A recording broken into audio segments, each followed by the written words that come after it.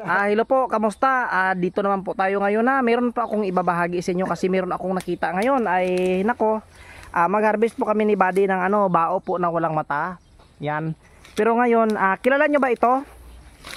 Yan, ito ay tinatawag na buyo-buyo o sa amin buto-buto o pitoy-pitoy.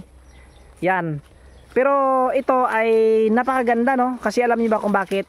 For example, mag-aakyat po ko ng nyog. Pag meron kayong nakitang gamot dyan sa itaas ng nyog, maganda po yan isangkap po sa gayuma. Pero ngayon, dito kami ngayon, ay tinatawag na buto-buto o buyo-buyo o utin-utin sa Bisaya.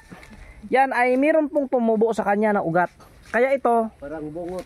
Napakaganda talaga isangkap ito sa gayuma. Kasi kahit libutin po natin itong puno ng utin-utin o buyo-buyo, ay hindi ka po makakita ng ugat po sa itaas, sa totoo lang. Kaya tingnan nyo, yan, napakaganda talaga ito gagamitin sa pangsangkap po sa gayuma kung marunong kang gumamit nito. Yan. Kaya sa interesado magpagawa ng gayuma po, nako. Pag ako po ang gumawa ng gayuma nito, nako, kita nyo ba ito?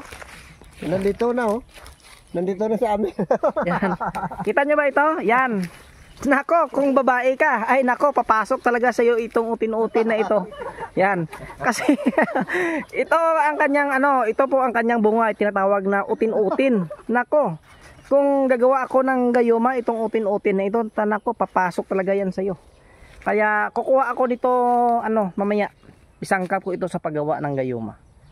Kahit libutin mo itong mga puno na ito, hindi ka ito makakuha Ang tinatawag po yan na buyo-buyo, napakahirap po yan Tingnan niyo po.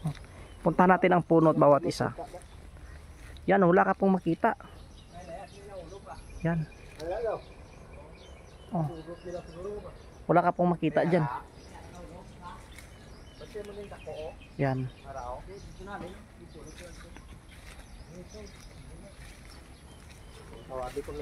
Pero yan lang po. Kaya sa interesado pa rin ng gayuma nako.